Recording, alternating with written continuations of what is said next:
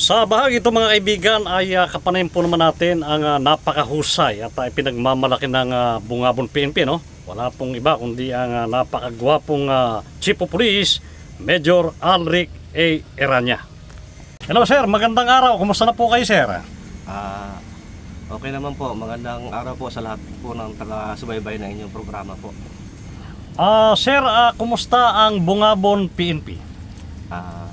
Sa ngayon po, masasabi ko lang po ay yung Bungabon PNP ay lubos po na nagpapasalamat sa mga mamamayan ng Bungabon sapagkat kundi dahil sa kanila po ay hindi namin mapapatupad ng maayos yung aming tungkulin na mapaayos at mapanatili ang katahimikan ng bayan ng Bungabon po. Okay, sir. Sir, ano naman ang pinagkakaabalahan ngayon ng Bungabon PNP? Sa ngayon po, continuous po yung mga programa natin na ibinaba ng ating Chief PNP, yung kampanya natin sa illegal na droga, sa loose firearms, lalo na sa loose firearms at lalong-lalo na ngayon na malapit na po yung filing of candidacy. So nakafocus po tayo ngayon sa mga hindi lisensyadong barel. So hinihikayat ko po yung mga residente dito sa Bungabon na kung meron kayong mga firearms na hindi pa po na-renew at wala kayong balak na i-renew, maaari nyo pong munang ipa-safekey po dito sa istasyon ng Bungabon. Okay sir, speaking of sa droga, balitado sir, marami kayo na huling mga involved sa droga. Gaano kayo kadalas sir manghuli sa loob ng isang linggo o sa isang buwan ng mga illegal drug carrier? Sa totoo po, wala po kaming timeline kung gaano kadalas yung panghuhuli namin sa illegal na droga, pero pag na-confirm po namin na meron pong mga insidente o transaksyon na nagbebenta ng illegal na droga dito sa Bungabon, ay pinapabalidate po namin ito at kung kaya pong i-operate ay yun po ang ginagawa namin. So hindi po siya na weekly or monthly, pero as long as meron pang droga na umiikot dito sa bayan ng Bungabon, mapa small time, big time, eh ginagawa namin ng lahat para masugpo po ito. Okay, speaking of droga, mukhang nakatutok ang ating mga kababayan dyan, may tanong sila dyan.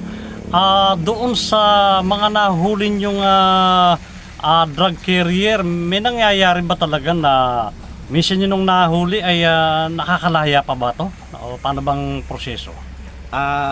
Sa amin po sa PNP is the law enforcement side na hulihin namin sila at sampahan ng kaukulang reklamo. So nasa po sa susunod na pilar po ng ating criminal justice system yung prosecution tsaka yung sa korte po. So marami pong insidente na hindi naman po habang buhay po na nakukulong to mga ito. Minsan po may nakaka-avail po ng plea bargaining o kaya nakakapagpiyansa, at meron din pong insidente na nahuli na namin dati, pagbalik po nahuhuli ulit. Pero bihirang-bihira naman po na ganun. Kasi po yung lokal na pamahalaan ng Bungabon po ay tumutulong din po para sa pagbabago ng mga ito. Sa Makatwid po, tinutulungan namin ito sila during the rehabilitation stage, hindi lang po doon sa panghuhuli namin po.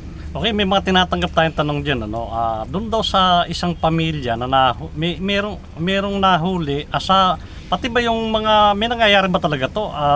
Nahuli yung isa, may sa susunod yung asawa naman o kapatid, magpapamilya, ganun ba to, Hepe? May mga instances po siguro na ganun, depende po sa lala or involvement nila sa illegal na droga. Hindi lang po kasi hinuhuli natin yung principal nito ng true direct participation. Meron po kasi yung tinatawag natin na mga accomplice. So maaring mahuhuli din po sila or involved din po talaga sa illegal na droga. Ang ma-assure ko lang po dito is legitimate yung operation na ginagawa natin, na kung sino po hinuhuli natin, garantisado po tayo na sila po ay gumagamit ng illegal na droga o nagtutulak ng illegal na droga. Okay, sir. Sir, sa karanasan niyo sa panghuhuli, gaano karami yung pinakamalaki ninyong nahuli dito sa Bungabon? Ako ba po ay natutuwa dahil kahit nanguhuli po kami dito, hindi po kami nakakahuli ng mga tinatawag natin talaga na mga big time drug lords na po talaga. Actually, yung mga nahuhuli namin dito ay mga maliliit lang na halaga, saktong panggamit lang po daw talaga nila na sustain yung bisyo nila. Yun lang po ang kadalasan pong nahuhuli namin at nagpapasabay lang po. So with regards po sa laki ng although sa side namin hindi siya malaking accomplishment dahil wala kaming nahuling malaking ano, ako naman po ay natutuwa na kahit sa konting ano na quantity na nahuhuli namin sa mga gumagamit at nagtutulak ng droga ay namomonitor po namin sila. At ibig sabihin po niyan ay nagtatrabaho po ng maayos yung ating kapulisan. Okay, maganda yung napag-uusapan natin na sir, ano, may mga katanungan pa dyan siguro sa susunod na ating paghaharap uli. Gusto nating bigyan muna uli ng pansin yung pangalawang bahagi na binabanggitin nyo tungkol naman doon sa mga pagkakahuli ninyo. Kumusta naman ang pagkakahuli ninyo sa mga illegal na baril? Yan. Sa ngayon po, wala kami masyadong huling illegal na baril. Pero po, patuloy po yung programa namin na yung tinatawag namin na Revitalize Katok.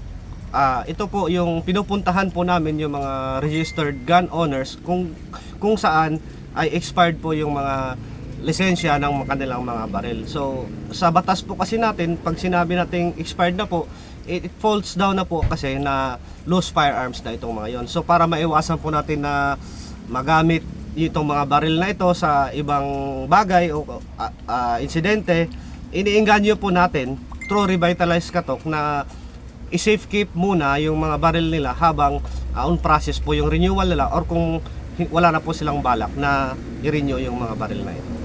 Okay sir, kung sakaling may nag-surrender sa inyo ng illegal na baril, ano ang nagiging treat nyo sa kanila? Sa amin naman po, hindi mo naman po namin hinuhuli yung nagsusurrender po ng illegal na baril. Actually, malaking bagay po ito kasi kasama din po ito sa programa namin, yung Balik Baril Program. Actually po, halos kada buwan mayroon po yung mga concerned citizen na isinusuko po yung mga unlicensed firearms nila. Kung hindi man sa barangay, dito po sa station. Kung sa barangay nila na isuko, iti-turn over na naman po dito sa aming stasyon. Okay sir, masarap yung bidahan natin pero alam ko naman na marami kang oras na kailangan pagkaabalahan at ako'y nagnanakaw lang ng konting oras mo. Sir, bago kita bitiwan, baka meron kang gustong sabihin, ipanawagan sa ating mga manonood at tagapakinig. Nasa iyong pagkakataon sir. Sa akin lang po is sana po tuloy-tuloy po yung pagtitiwala natin sa ating kapulisan.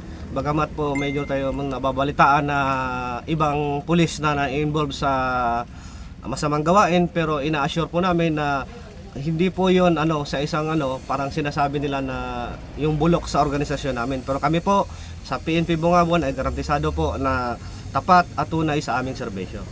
Okay, maraming salamat sir. Inyong napakinggan at napanood mga kaibigan ang napakausin at pinagmamalaki nating Chief of Police ng Bungabon, Nueva Ecija, Major Alric A. Erana.